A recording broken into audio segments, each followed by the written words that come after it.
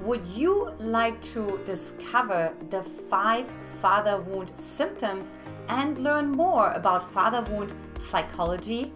Hey, I'm Antje Boyd, founder and creator of the Magnetize Your Man method.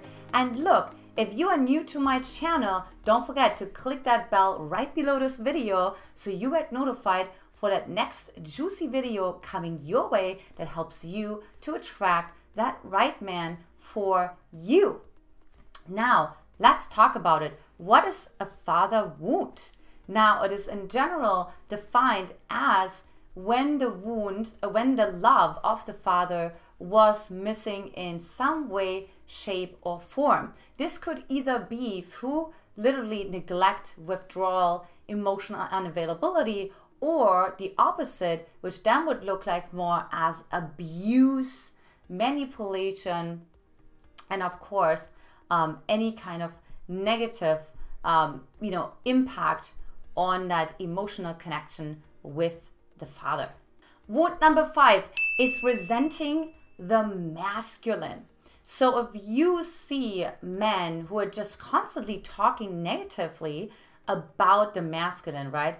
Oh, he's such a macho, or like really he had to do this. And you can tell when somebody is resenting the masculine because either they're really celebrating the feminine, right? Or they just really have sort of like almost a passive approach to life. For example, they fall more into the category of being beta males, right? So they will in general not initiate or any kind of like more, let's say a more forceful energy, more intense energy, right?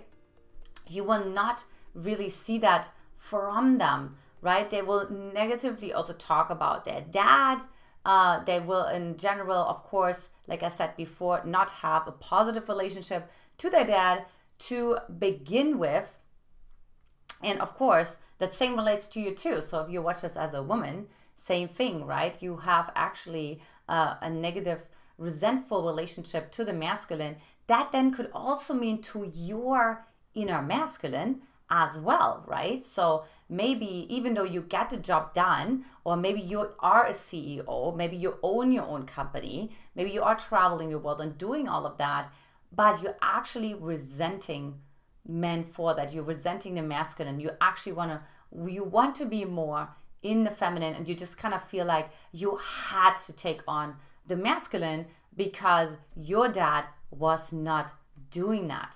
Symptom number 4 is he has the Peter Pan syndrome, also known as extended adolescence. So I can really relate to that. I dated guys where they rather went sailing, they rather did do other things, just went on adventures. So usually Peter Pans love adventures like way more than responsibility, right? Than groundedness. So you'll meet a lot of Peter Pans when you travel, right? Like a lot of independence goes right along with that, right? And there is sort of like the sense of like, I don't want to grow up. I just want to stay in my inner boy, right? Oftentimes also, which is one of the reasons why I tell women not to go to bars and clubs to meet men there, because there is a very high chance that you will meet more of a Peter Pan in a bar, right, in a club, because their value is like partying and like just like being in your little boy versus taking responsibility. Now you see here also, because it wasn't modeled by the dad, there's also sort of like not really knowing what does it mean to be the masculine, right? So maybe the dad was actually the fun uncle, you know what I mean? Like the fun best friend, but there was not really the reliability that came with that. So maybe they would never really learned how a father actually feels like, how aligned he is, how rooted he is, how grounded he is, right? Maybe they never got to feel that. They just got to feel, oh, hey, just let's have fun together. Let's play together, right? So oftentimes it comes from that. Or it's also, there's certain aspects of the masculine that man then really loves, right? Which is the little boy, but then really resents other aspects of the masculine. For example, the king, the warrior, that have more responsibility. So that's how you know symptom number 4. Symptom number 3, the fear of power. So now I just want to walk into some more edgy territory, because that either meant a couple of things. Either there was abuse in his family, right? So the dad was verbally, physically abusing him, right? There was some sort of like domination. There was control in the household, right? And so then as a response, like he pushes power away, right? Because he only observed power in a positive way. Or the same for you as a woman, right? Like fear of power. You're not really owning the power. You're actually scared of your own power, because the only time when you have seen power being used was in an abusive way, was in a negative way, right? And so then what happens is like you're actually suppressing your power, right? And when somebody is, again, fearful of power, right? Again, there's no initiation. There's also not really just taking up space, coming into the space, claiming space, like being assertive, speaking your truth, right? But instead, when somebody is really afraid of power, they let someone else lead. So they'd rather be the followers. They'd rather be the observers. They tend to be also a little bit more potentially on the withdrawn side, more on the hesitant side. And then also what I oftentimes see though, with that fear of power is passive aggressiveness, right? And the reason being is because that protest, that anger, right? And then we go into symptom number 2 in a moment, is still in the body. You can't just like say it's not there just because you don't want it to be there. It's still there. And it still has to be expressed one way or the other. So it comes out sideways, right? So we're starting to act in passive aggressive ways that we're not aware of, rather it be in our body language, right? So maybe we're already, so when I was dating, for example, you know, when I would meet men, I would be already passive aggressive in that sense. I would already push them away. I would already be upset for rejecting me before they even said anything, right? So I already had this way of being that was sort of like passive aggressive, like pushing it away, right? Or it was also, I love to punish men, right? So when they were like just calling me 5 minutes late, right?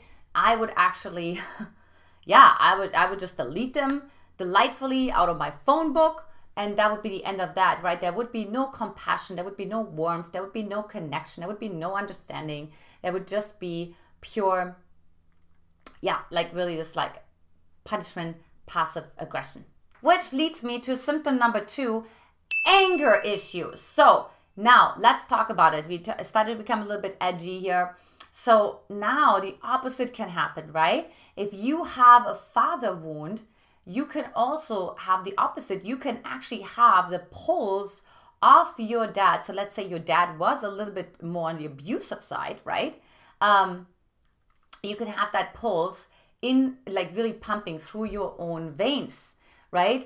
Through your own arteries. And then what that means is you are going to be explosive. You are going to like the switch is going to flip like at a moment's notice without any warning, right? And you're just going to get upset really quickly in general. Now, this has actually 2 origins. For one, you already observed unconsciously that aggravated system of your father inside of yourself, right? So like you were feeling it, like especially as we're little kids, we're really mirroring our parents' nervous system, okay? So that's number 1. That's what could happen there. It's like, so there is already this aggravation constantly in your system. And also with that goes the panic, right? And then panic, if that was not accepted because it feels not really safe to feel panic and helpless and powerless, and instead it feels much safer to be angry and to be rageful, right? Then that's how you were, that's when you're expressing it, like the anger issues, right? Another way how this could happen is actually when your dad was not showing up, right? And you were just becoming sort of like this people pleaser, jumping through all the hoops. And now you have those anger issues because you had to like suppress so much anger. And now it comes all the way out, right? Because there's so much about the unfairness, right? It's so unfair. Why did you have to deal with that? He is the dad. He has the responsibility. So that's something to keep in mind as well when it comes to anger issues. And finally, symptom number 1 is, of course, fear of intimacy and commitment. Now, here's the thing. Think about it this way, right? If you have a father wound, there was no love from your father in that sense, right? You didn't receive the love from your father how you needed to receive it. That tells me actually 2 things. For one, the receptors to receive the love from your dad are like really like either dormant, almost close to non-existent, right? So you're going to have fear of more intimacy, because intimacy actually means the other person is sending you love, right? The other person gives you attention. The other person gives you compliments, but it's going to be really, really hard for you to receive that. Also, don't forget, in intimacy and commitment, trust is a huge component of all of this. So if your dad didn't give you the love that you thought you deserved, you also stopped trusting men.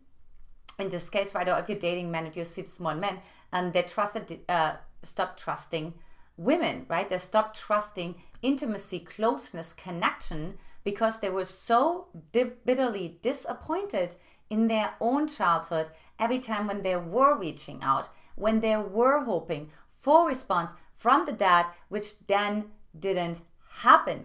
So as a consequence, the closer someone then gets, right, the more panic the system feels, because it felt abandoned, it felt in despair even, it felt survival anguish, right? Existential anguish, that's what I want to say.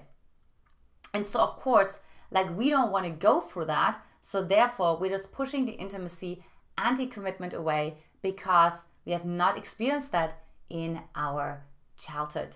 So look, those are the 5 father wound symptoms for today, and you learned a little bit more about father wound psychology. I would love to hear from you in that question of the day. Which of those father wound symptoms resonated with you the most, either in someone that you are currently dating or in yourself? Would love to hear. Also, if you love this video, like it, share it with your girlfriend, and of course, don't forget to subscribe to my channel, and let's have a conversation. If you are really struggling with father wounds, you have a really hard time with the masculine inside of yourself, trusting men, I invite you to take my Magnetize Your Man quiz at magnetizeyourman.com, or you can simply click that link below to grab your quiz right there. This is it for today, ladies. I hope this was helpful for you. Much love to you, and I will talk to you soon. Take care. Bye-bye.